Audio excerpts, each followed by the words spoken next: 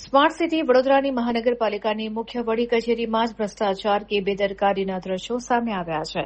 કચેરીના કમ્પાઉન્ડમાં પીવાના પાણીની નવી લાઇન નાખતી વખતે સર્જાયેલા ભંગાણને સરખું કર્યા વગર જ તેના પર ડામર પાથરી દેવામાં આવતા તંત્રની કામગીરી સામે ગંભીર સવાલો ઉભા થયા છે. હલકી ગુણવત્તા અને પાણીના લીકેજને કારણે આ ડામર માત્ર 3 થી 4 દિવસમાં જ ઉખડી ગયો હતો. ફરીથી તે જગ્યાએ બીજી વાર ડામર પાથરવાની ફરજ પડી છે, જે સીધો પ્રજાની પરસેવાની કમાણીનો વેડફાટ હોવાનું દેખાઈ રહ્યું છે.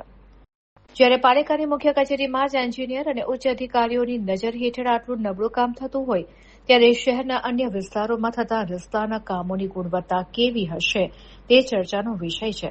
જાગૃત નાગરિકોમાં રોષ જોવા મળી રહ્યો છે કે કોન્ટ્રાક્ટરો અને અધિકારીઓની મિલીભગતને કારણે જનતાના ટેક્સના પૈસાનું પાણી કરવામાં આવી રહ્યું છે. આ મુદ્દે સામાજિક કાર્યકરો અને વિપક્ષો દ્વારા તપાસની માંગ કરવામાં આવી છે કે પાણીની લાઇન લીકેજ હોવા છતાં તેના પર ડામર પાથરવાની મંજૂરી કોણે આપી? શું જવાબદાર અધિકારીઓ સામે કોઈ પગલાં લેવાશે ખરા? આ કેમ ફરીથી પાથર્યો છે ડામર? આ ડામર કેમ ફરીથી પાથર્યો છે?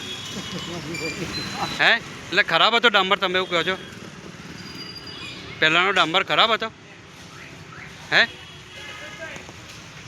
બોલો ને,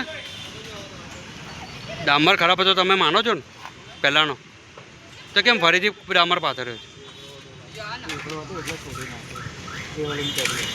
ઓકે, એવું છે, એટલે ડબલ વખત કર્યું છે ને.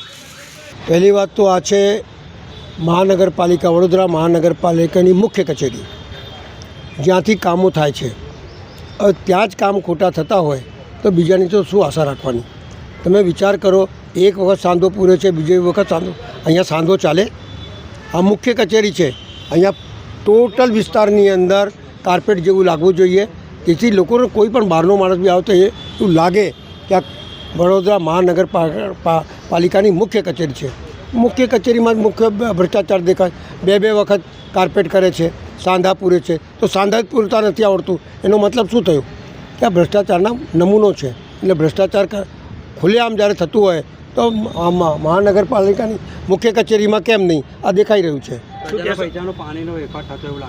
એમના પૈસાનો થોડી જતો, મહાનગરપાલિકામાં વડોદરા શહેરના નગરજનોના પૈસા છે. મેયર માટે લાલ કાળો પટ્ટો મારવામાં